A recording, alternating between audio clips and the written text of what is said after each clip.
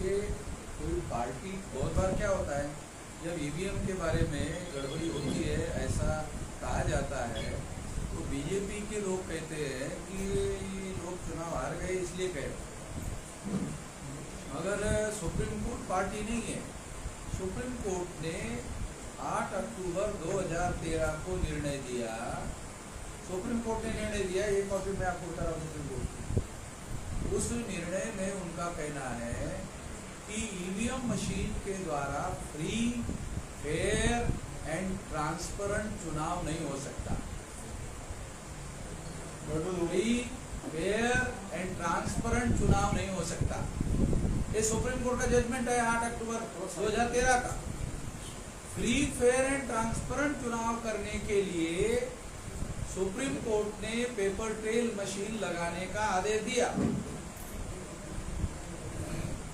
मगर paper trail machine लगती है, मगर गिनती ईवीएम की ही होती है जिस ईवीएम में घोटाला होता है।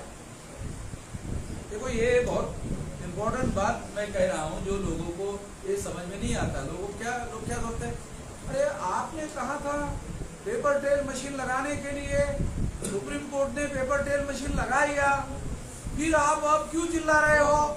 अरे पेपर ट्रेल लगाया, मगर गिनती तो उसी ईवीएम की कर रहे हैं जिस ईवीएम में घोटाला होता है। तो ये आयवाश करने का काम है, ये केवल आंखों में धूल झोंकने का काम है, क्योंकि आप पेपर ट्रेल लगाया मगर गिनती ईवीएम की कर रहे हो। इसके बारे में आप लोगों को और मीडिया के लोगों को मैं एक बहुत बड़ी खबर देना चाहता हूँ। मीडिया वालों ने हमको खबर देना चाहिए।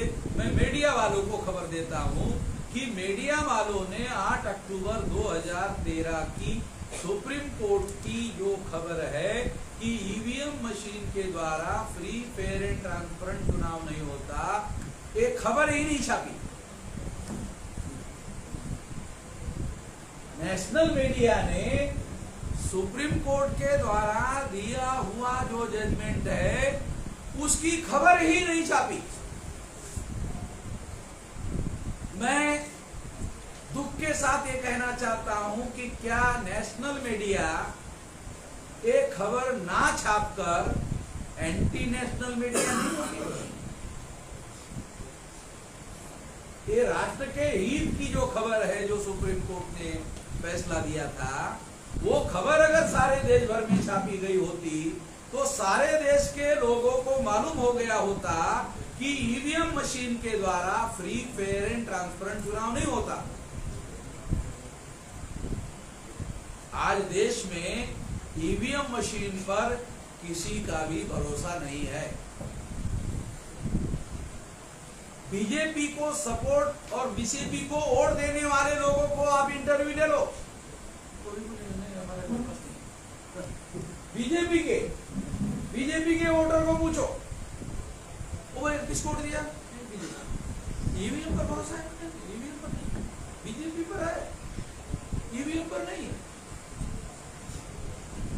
तो ईवीएम पर आज के तारीख में किसी का भी भरोसा नहीं है।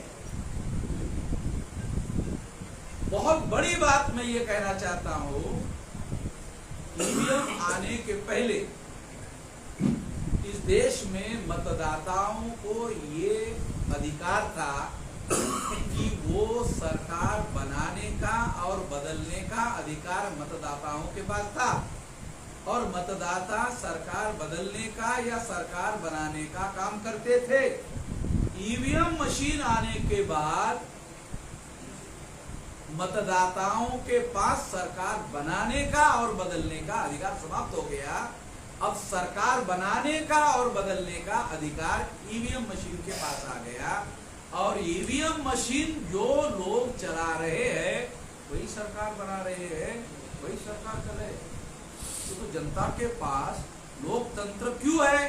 क्योंकि लोगों को वोट का अधिकार है, इसलिए जनतंत्र है। अगर लोगों के वोट का अधिकार ईवीएम के पास ट्रांसफर हो गया है तो फिर तो जनतंत्र खत्म हो गया। ईवीएम ने जनतंत्र को खत्म कर दिया, क्योंकि जनता के पास जो वोट का अधिकार था, जिसके आधार पर सरकार बनाने का और बदलने का अधिकार था, वो तो खत्म हो गया, तो ईवीएम के बाद चला गया।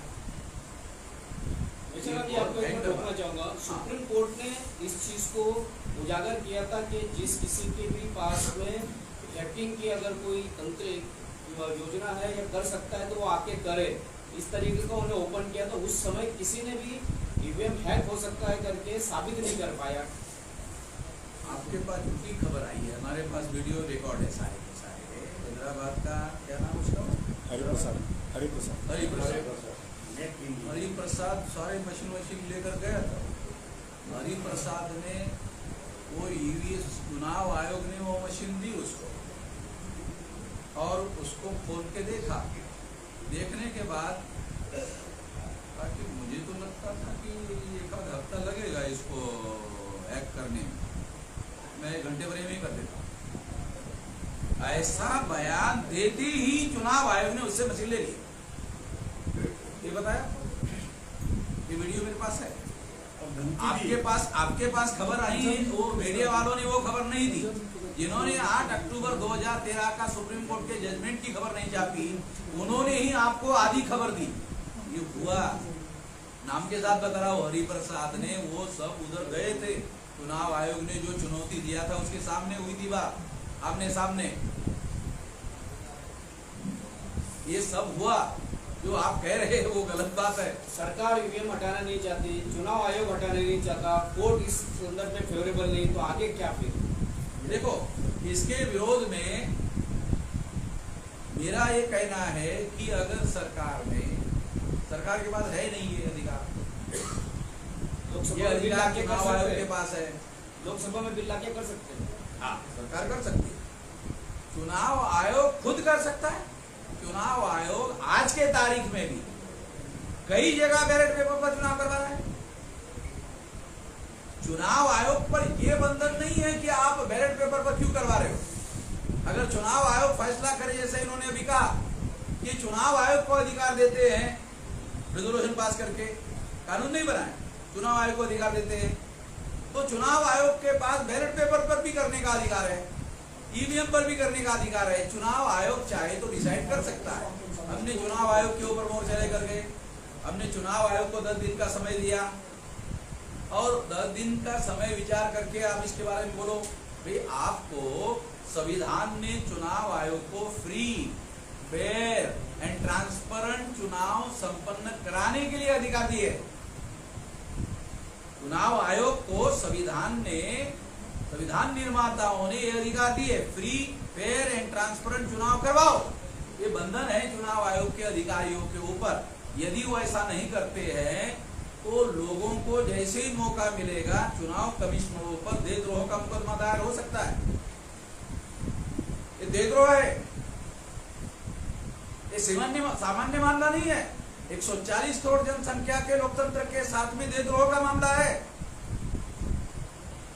उचित समय पर जिन कमिश्नरों को लोगों ने मांग करने के बावजूद भी उन्होंने इसको कॉग्निजेंस नहीं लिया और चेंज करने का काम नहीं किया, संविधान ने उनको अधिकार दिया हुआ है कि वो फ्री, फेयर एंड ट्रांसपेरेंट चुनाव करवाए। अगर उनको समझ में नहीं आ रहा था तो लोगों ने उनको जानकारी दी, लिखित मेमोरेंडम दिया। अब चुनाव आयोग ये कह भी नहीं सकता कि किसी ने कोई डिमांड ही नहीं किया। तो चुनाव आयोग का क्या इंटरेस्ट है, मेरा ये सवाल है। चुनाव आयोग को आपके द्वारा मेरा ये सवाल है, चुनाव आयोग का क्या इंटरेस्ट है? चुनाव आयोग पे तो संविधान निर्माताओं ने जिम्मेदारी लगाई कि फ्री, फेयर एंड ट्रांसपेरेंट चुनाव करवाए। लोग कह रहे हैं ईवीएम मशीन पर हमारा भरोसा नहीं है, चुनाव आयोग को कॉग्निजेंस देना चाहिए। और बैलेट पेपर पर मेरे पास कांग्रेस के द्वारा बैलेट पेपर का रेजोल्यूशन पास किया है, वो भी मेरे पास रेजोल्यूशन की कॉपी है। मैंने कांग्रेस के लोगों को क्रिटिसाइज किया, कांग्रेस के दिग्विजय सिंह चीफ मिनिस्टर थे ना, उनके सामने कहा कि नहीं हमने तो रेजोल्यूशन पास किया, बैलेट पेपर पर लाओ।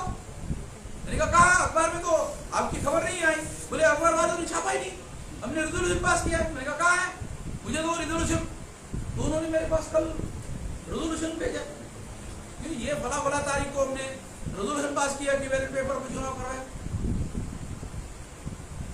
तो ये अभी आप लोगों ने खबर सुनी होगी कि इंडिया गठबंधन के लोगों ने चुनाव आयोग पर समय मांगा, समय भी नहीं दिया। अरे चुनाव आयोग इस देश में आपको बातचीत करने के लिए इंडिया गठबंधन के लोगों ने समय मांगा, आप समय दे नहीं रहे हो। मैं आपको एक बहुत खास बात बताना चाहता हूँ, वो बहुत फंडामेंटल बात है। वो क्या है? क्या आपको पता है कि पिछले लोकसभा के चुनाव में 19 के लोकसभा के चुनाव में बीजेपी को केवल 37.5% वोट पड़े, 37.7% वोट पड़े। बीजेपी के वोट जो है 37.7% है। इसका दूसरा मतलब है कि फिर 62.3% वोट वाले चुनाव क्यों हार गए? मैंने पूछा तो उन्होंने कहा कि हम लोग यूनाइटेड नहीं थे, इसलिए हम लोग चुनाव हार गए। 62.3% लोगों ने मुझे कहा कि हम लोग यूनाइटेड नहीं थे, इसलिए चुनाव हार गए। अब 62.3% लोग सारे इंडिया गठबंधन के नाम पर इकट्ठा हो। अब लोगों ने, पत्रकार लोगों ने इस बात की तरफ ध्यान नहीं दिया। 63% जिनके पास वोट है वो सारे इकट्ठा हो गए।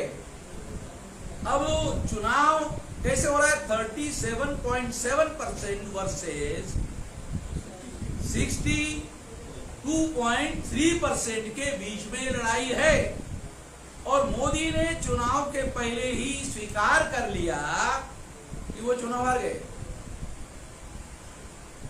अब बोलेंगे किस आधार पर ऐसा मोदी ने स्वीकार कर लिया? मोदी की बहुत सारी गतिविधियां जो चल रही है आजकल, बिहार में नीतीश कुमार को लाने की, अभी झारखंड की भी बात आपने देखी होगी, बंगाल की भी जो तमाम पार्टियां जो है, तमाम पार्टियां उनको तोड़फोड़ करने का जो कार्यक्रम चल रहा है।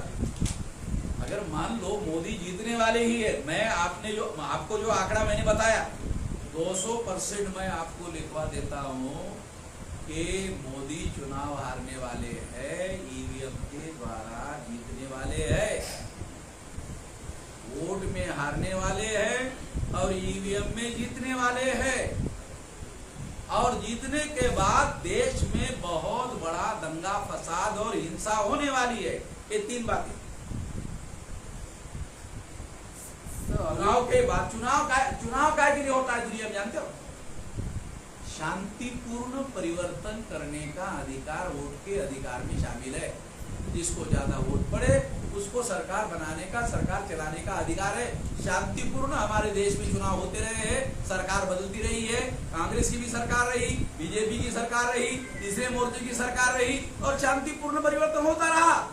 वोट का अधिकार शांतिपूर्ण परिवर्तन करने का अधिकार है जनता के पास। अगर शांतिपूर्ण परिवर्तन करने का अधिकार ईवीएम के द्वारा रोका गया तो लोगों के पास हिंसा करने का विकल्प बचेगा। तर्कसंगत बात बता रहा हो, हिंसा करने का विकल्प बचेगा। एक खतरा है देश के सामने। Sir, I would like to clarify one thing, sir. In Punjab, then how the BJP lost them? In Punjab, the election happened. So how these people have lost them? कुछ लोगों को यह सवाल पूछा गया था, उन्होंने ये जवाब दिया 100% चुनाव जीतेंगे तो फिर 100% लोग मान लेंगे ईवीएम में घोटाला। ईवीएम की ईमानदारी शो करने के लिए कुछ जगह हारना भी पड़ता है। 5 में से 3 जगह बीजेपी जीती, नॉर्थ इंडिया में, छत्तीसगढ़ में, मध्य प्रदेश में और राजस्थान। तेलंगाना में ये तुम 2-4-5 सीटें वाला छोटा वाला स्टेट ले लो और नॉर्थ ईस्ट रीजन का एक छोटा स्टेट जो नॉर्थ ईस्ट वालों को दे दो, ठीक है? तो लोगों को ये लोग ऐसा बोल रहे, गड़बड़ी फिर कैसे होता है?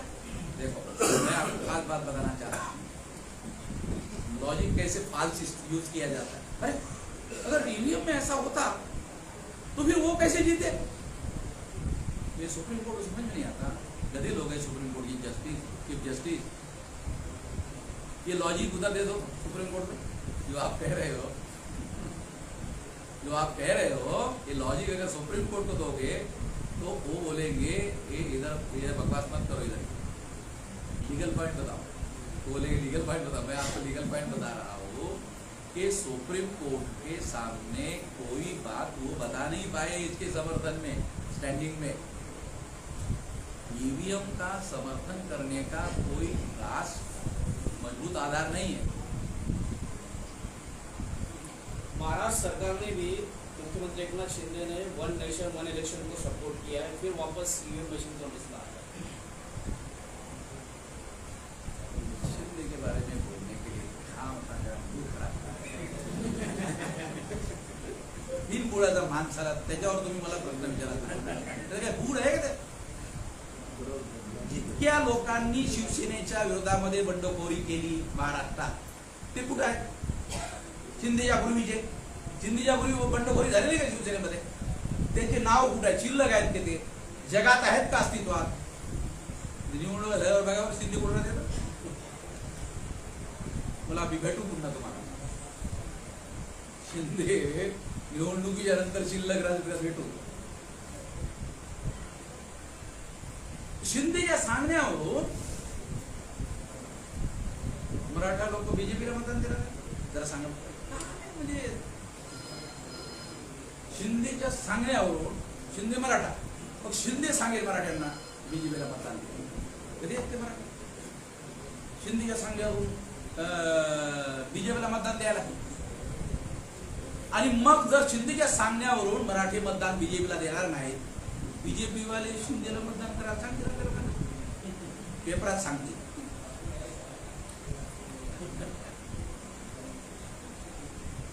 महाराष्ट्रातला रहिवासी आहे मी, महाराष्ट्रातलं सामाजिक जातीय राजकीय मला फार बारीक माहिती आहे, फार बारीक माहिती आहे माझ्याकडं। वोट पॅटर्न कसं काय मतदान करतात, काय करतात ते। तिसऱ्या मोर्चाचा अजेंडा काय असणार इलेक्शनसाठी? तिसऱ्या मोर्चाचा अजेंडा काय असणार इलेक्शन?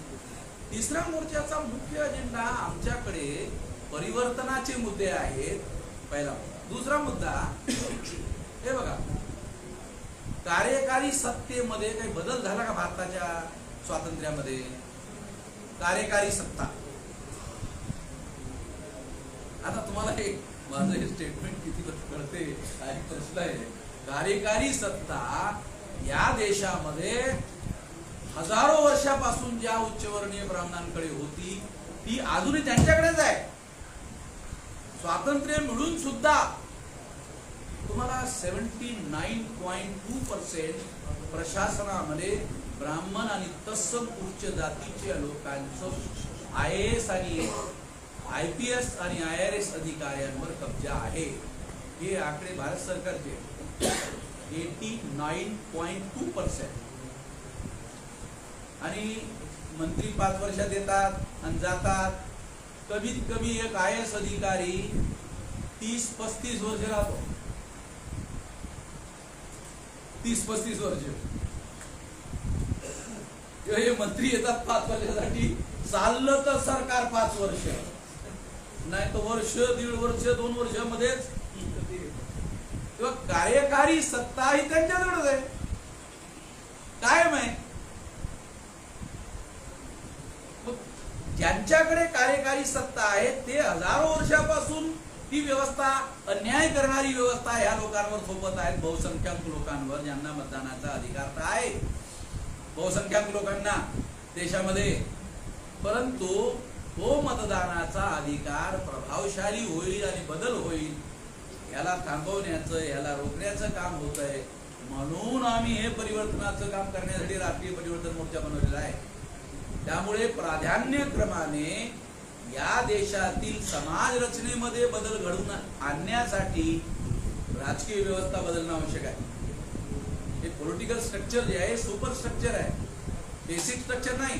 बेसिक स्ट्रक्चर वर्ण व्यवस्था, जाती व्यवस्था, अस्पृश्यता, आदिवासींचं सेग्रिगेशन हे बेसिक स्ट्रक्चर आहे। हे पॉलिटिकल स्ट्रक्चर हे सुपर स्ट्रक्चर आहे, ऊर्ध्व भाग आहे। बदलल्यासारखं दिसतंय, तो बदलमध्ये काहीच होत नाही। सर आपल्या तिसऱ्या मोर्चामध्ये किती पक्ष सामील आहेत? सध्या 83 पक्ष सामील आहे. येणाऱ्या निवडणुकीमध्ये आपण किती जागा लढवणार आहात? जवळपास 200च्या जवळपास जागा आम्ही लढवायचा विचार करतो. आणि आपण यामधील बहुसंख्य पक्ष लोकसभेच्या निवडणुका लढवणार आहे. काही पक्ष निवडणुका लढतील लोकसभेत, त्यांचा भर विधानसभेच्या निवडणुका लढवणार. जे पक्ष लोकसभेच्या निवडणुका लढवू इच्छितात त्यांना तिकीट दिली जातात. So one thing I would like to clarify, since attending many press conferences, I have raised this question many times to many people, but nobody can answer it properly. One thing I would like to clarify, before that we used to say politics is slow poisonous game, but now it has become a killing game. In the sense, whoever want to say anything, we bring the ED people, all these big people are locked up, put it behind the bar or anything happening. Even nowadays the price is also gone, become double, so half the public is completely gone dead, sir. तो आप मुझे बताइए, public भी dead हो गया, बड़े बड़े लोगों को भी अंदर डाल रहे हैं, तो क्या कल ये चुनाव हो भी सकता है सर? मैं यही आपको पहले कह रहा था कि मोदी जी ये कार्रवाइयाँ क्यों कर रहे हैं? तो कार्रवाई करने के पीछे एक मकसद ये है कि उनके पास 37.7% वोट है और 10 साल हो गए हैं. आप लोग ही लिखते हैं एंटी इस्टेब्लिशमेंट 10 साल में लोगों की भावना हो जाती है. ये 10 साल से अब इसको बदलो, लोगों के अंदर ऐसी भावना आती है, ये मोदी को पता है. फिर मोदी क्या कर रहा है कि अपोजिशन पार्टी की जिन लोगों की भी सरकारें पहले रही है, तो सरकार रहने का मतलब है उनके पास पावर है, और पावर के बारे में ये कहा जाता है power corrupt and absolute power absolutely corrupt. ऐसा सारे दुनिया में लोग कहते हैं कि उनके पास पावर था, तो पावर था इसका मतलब इन्होंने कुछ न कुछ गड़बड़ जरूर किया होगा. अब ये मोदी जी बहुत पवित्र है, धूल के धुले हुए हैं. अगर इनकी सरकार बदल गई तो वो लोग इनके कुछ लोगों को ऐसी तरह के करने का काम करेंगे. तो ये 2024 के चुनाव का जो एजेंडा है उसमें कामयाबी हासिल करने के लिए ऐसा कर रहे हैं. उसके पीछे दो मकसद है. एक मकसद हमारे पास है, अभी कल का बयान है अपने दिल्ली के मुख्यमंत्री का, केजरीवाल का, मेरे पास इधर आने के लिए कह रहे आप कांग्रेस के साथ जा रहे हैं, जिनके खिलाफ आपने चुनाव लड़के चुनाव जीता उनके साथ भी जा रहे हैं, हमारे पास आ जाए. ऐसा प्रस्ताव है. केजरीवाल ने कहा तो हमने मना किया, तो हमारे खिलाफ में हमारे 2-4 लोगों को अंदर डाल दिया. उनके पास बहुत सारे लोग गए तो वो पवित्र हो गए. तो गंगा नदी उनके पास है. बीजेपी बोले तो गंगा नदी, वॉशिंग मशीन तो छोटी चीज है. गंगा नदी हमारे भारतीय लोगों में गंगा बोले तो पवित्र, किसी को भी मालूम नहीं है गंगा बहुत पोल्यूटेड है. डॉक्टर लोग कहते हैं अरे स्किन डिसीज हो जाएगा या मत जा पानी में, बोलता है स्किन डिसीज हो जाएगा. तो गंगा नदी अब ये हो गई है, पोल्यूटेड है, पोल्यूशन है, तो स्किन डिसीज हो सकता है. तो इसलिए अब गंगा में वो नहाना चाहते हैं. गंगा में भी नहाने की बात, क्योंकि बीजेपी वाले कहते हैं हमारी गंगा है. तो ये मानने वाली बातें नहीं है, ये हम लोग मानने वाले नहीं है. इसीलिए कह रहे हैं कि कांग्रेस जाती तो बीजेपी आती है, बीजेपी जाती तो कांग्रेस आती है. इससे परिवर्तन नहीं हो रहा है. हम चाहते परिवर्तन, और परिवर्तन तब माना जाएगा जब जो हजारों सालों से व्यवस्था में सत्ता से जिन लोगों को दूर रखा गया है उनके नियंत्रण में सत्ता आनी चाहिए. परिवर्तन का मूल सूत्र आपको बता रहा हूं. जब तक ऐसा नहीं होगा, केवल सत्ता में हिस्सेदारी तो अभी भी एससी एसटी ओबीसी माइनॉरिटी के लोगों को मिल रही है, मगर उनके पास बोलने का भी अधिकार नहीं है। कोई मिनिस्टर बोलते ही एससी एसटी ओबीसी का मिनिस्टर अभी भी है, बोलते हैं क्यों? उनको ये लगता है कि पार्टी हमारी, मिनिस्टर जरूर हूं मैं बीजेपी का, मगर पार्टी हमारी नहीं है तो हमारे खिलाफ कार्रवाई पार्टी ही कर सकती है। पार्टी हमारी होनी चाहिए, लीडरशिप हमारी होनी चाहिए, रिप्रेजेंटेटिव हमारी होनी चाहिए, पॉलिसी हमारी होनी चाहिए, विचारधारा हमारी होनी चाहिए। ये 5 बातें जहां होगी वहां परिवर्तन होगा। ईवीएम के लेते परिवर्तन संभव है? अगर होता तो फिर काहे को चिल्लाता इस समय? मैं आपसे सवाल पूछता हूं, इसी से जोड़ के इसी को कंटिन्यू एक सवाल है। दिल्ली में मोर्चा नहीं देखा? इसी से कंटिन्यू मेरा सवाल है। सुनिए, आप जनता में लड़ रहे हैं, सुनिए आप जनता में लड़ रहे हैं, चुनाव आयोग में लड़ रहे हैं, जंतर मंतर पर मैंने मोर्चा निकाला लाखों का। आप बता रहा हूँ, आप चारों स्तर पे लड़ाई लड़ रहे हो। आपको ईवीएम मशीन बंद होने की, उसकी जगह बैलेट पेपर आने की उम्मीद नजर आती है? चारों जगह पर आप इस चीज मोर्चा पे डटे हुए हैं। देखो, मैं तो इस यकीन के साथ में ये लड़ाई लड़ रहा हूँ कि जनता का ईवीएम पर भरोसा नहीं है। इस बात को शासक वर्ग को स्वीकार करना होगा, नहीं तो बहुत भयंकर परिणाम को भुगतने के लिए तैयार रहना होगा। मैं अभी से चुनाव के पहले बता रहा हूं, बहुत भारी हिंसा होने का अंदेशा है। ये जो शासक वर्ग है, जो केवल अपने अंदर बदलाव कर रहा है, समाज में नहीं बदलाव कर रहा है, उनको बता रहा हूं कि अगर आपने जनभावनाओं को सप्रेस करने की कोशिश की तो बहुत भारी हिंसा का सामना करना पड़ेगा। अगर आप शांतिपूर्ण तरीके से परिवर्तन के लिए तैयार नहीं रहेंगे तो। और एक सवाल मुझे पूछे, आपने कहा कि 200 से ज़्यादा आप लोग लोकसभा की सीटें नहीं लड़ाएंगे 2024 के चुनाव में। मेरा सवाल ये है कि इंडिया गठबंधन और आपका गठबंधन अलग अलग है। पहले ऐसी चर्चा थी कि आपकी जो पार्टी है या आपका जो समर्थन है वो इंडिया गठबंधन को जाएगा, लेकिन आपने तीसरा मोर्चा बनाकर इस बात को विराम दे दिया। लेकिन फिर भी इंडिया गठबंधन के जो नेता है, बड़े नेता जैसे शरद पवार साहब है, वो आपके कार्यक्रमों में मंच पर आते रहते हैं। तो क्या ऐसी संभावना है कि इंडिया गठबंधन जो सीटें नहीं लड़ाएंगे या आपके गठबंधन के लिए कुछ सीटें छोड़ी जाएंगी या इस प्रकार से कुछ? देखो, ये जो रणनीति है, ये रणनीति से संबंधित मुद्दा है जो आप कह रहे हैं। और किसी भी लड़ाई में रणनीति होती है। रणनीति 2 शब्द से बना हुआ एक शब्द, रण और नीति। रण का अर्थ होता है युद्ध और नीति का अर्थ होता है नीति। तो युद्ध की कोई न कोई नीति होनी चाहिए। तो युद्ध की नीति अगर आज हम बीजेपी को परास्त करने लायक नहीं है और वो राक्षस बनने जा रहा है, तो राक्षस का पहले बंदोबस्त करना चाहिए ना। अगर हम अकेले ही राक्षस का बंदोबस्त करने के लायक नहीं है तो कोई न कोई रास्ता ढूंढेंगे, कोई न कोई रास्ता ढूंढेंगे। तो इंडिया गठबंधन के लोगों का प्रस्ताव हमारे पास है, अभी हमने हाँ नहीं कहा। पवार साहब तो इंडिया गठबंधन के बहुत बड़े नेता हैं। ये तो मुझे लगता है आप लोगों को, पत्रकारों को बताने की जरूरत नहीं है। तो हमारे पास प्रस्ताव है।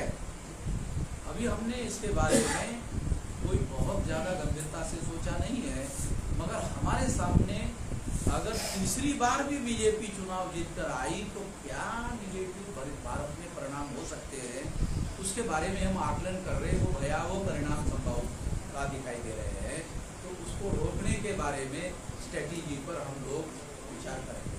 जल्दी ही ऑल इंडिया की राष्ट्रीय परिवर्तन मोर्चा की मीटिंग बुलाकर उस पर विचार करेंगे। आपने चुनाव आयोग को 10 दिन का समय दिया है, 6-7 दिन बीत गए, लेकिन चुनाव आयोग की तरफ से आप जो मांगे कह रहे हैं उन मांगों को चुनाव आयोग पूरा करता हुआ नजर नहीं आ रहा है या उस प्रकार की कोई उनकी कार्रवाइयाँ नहीं है? अभी हम लोग 10 दिन के पहले इसके बारे में जल्दबाजी नहीं कर सकते। 10 दिन का पूरा मौका देने के बाद ही इसके बारे में मैं बयान दूंगा। बाकायदा वीडियो बना करके क्या करना है भविष्य में हम लोग कोशिश करेंगे अपन। लोकतंत्र में हम लोग शांतिपूर्ण तरीके से काम करने के पक्षधर है। अब हिंसा या किसी तरह के पक्षधर नहीं हूँ। मेरा आज तक का रिकॉर्ड जो है, मैं हिंसा का पक्षधर नहीं हूँ। हम लोग शांतिपूर्ण तरीके से परिवर्तन के समर्थक हैं। So in short and sweet, I will ask you, जो बीजेपी हार भी जाता है 2024 में, आपको क्या लगता है जो भी रूल करने को आएगा, क्या वो रूल कर सकता है? क्योंकि मोदी ने ऐसा पूरा गेम खेला है गवर्नमेंट ने, इतना कर्ज में इतना डूबेला है, बोलते एक बच्चा भी पैदा हो उसमें भी करोड़ रुपए का कर्जा है, तो क्या हमारा देश कैसा कर्जा के वो सब में आपने एक मुद्दा उठाया, तो इस संबंध में आपको कर्जा कितना मोदी ने लिया इसके बारे में कोई जानकारी है? इसके बारे में मीडिया वालों ने कोई खबर दी, लोगों को, जनता को जागृत किया? मोदी सरकार में प्रधानमंत्री बनाने के पहले भारत पर 54 लाख करोड़ रुपया का कर्जा, 54 लाख 54 लाख हजार करोड़, 54 लाख हजार करोड़। अब 405 लाख करोड़ हो गए। और मोदी गवर्नमेंट के समर्थक पत्रकार ये नहीं बताते हैं कि 350 लाख करोड़ रुपया मोदी ने कर्जा लिया 10 साल में, 350 लाख करोड़ रुपया, तो 405 लाख करोड़ का कर्जा हो गया भारत में, 405 लाख करोड़ का। आप नोट कर लो, छापो, मेरा नाम लेके, मैंने ऐसा बताया करके, 405 लाख करोड़ वर्ल्ड बैंक और दुनिया भर से 405 लाख करोड़। तो ये मोदी सरकार अगर तीसरी बार आती है तो भारत की इकोनॉमी तीसरे नंबर पर आएगी। आज की भी खबर है, केवल इसी का प्रोपेगेंडा हो रहा है। कोई ये नहीं बता रहा है कि आखिरकार ये तीसरे नंबर पर आएगी कैसे।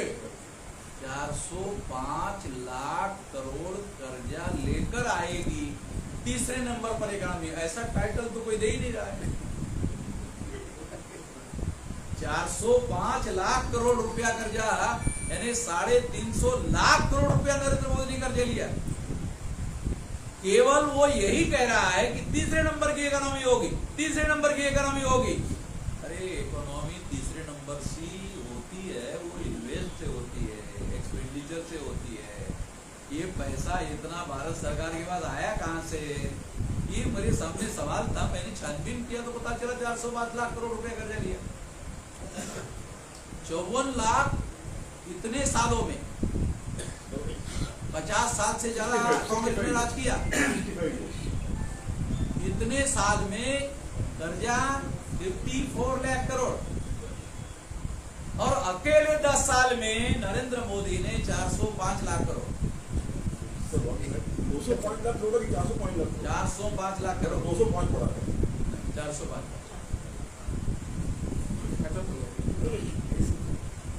इसकी इंटरेस्ट हम कितनी होगी? इंटरेस्ट कितनी होगी साल की? ये मैंने पत्रकारों पर और किस सेना का तीसरा मोर्चा क्या है? हाँ? राष्ट्रीय परिवर्तन सेना का तीसरा मोर्चा क्या है? तीसरा मोर्चा राष्ट्रीय परिवर्तन मोर्चा, उसका नाम।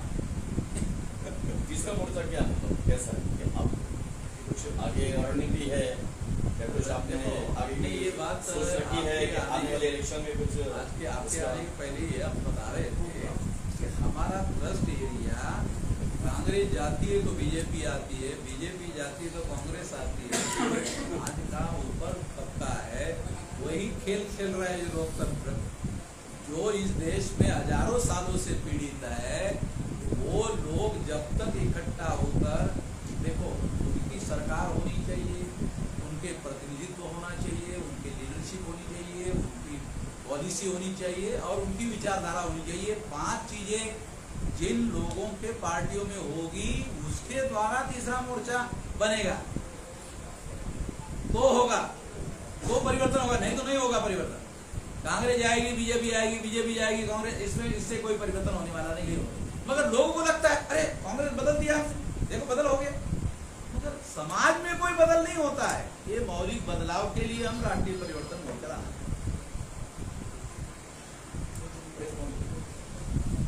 Anyway, I wish you all the best. You can become the PM, sir, because you got everything, good knowledge, everything. So I wish you, sir, you can do something, sir. अभी हम लोग बीजेपी को परास्त करने लायक नहीं है, इसलिए हम लोग पीएम का कैंडिडेट हमारा हो सकता है, ऐसे हसीन सपने हम नहीं देखा है।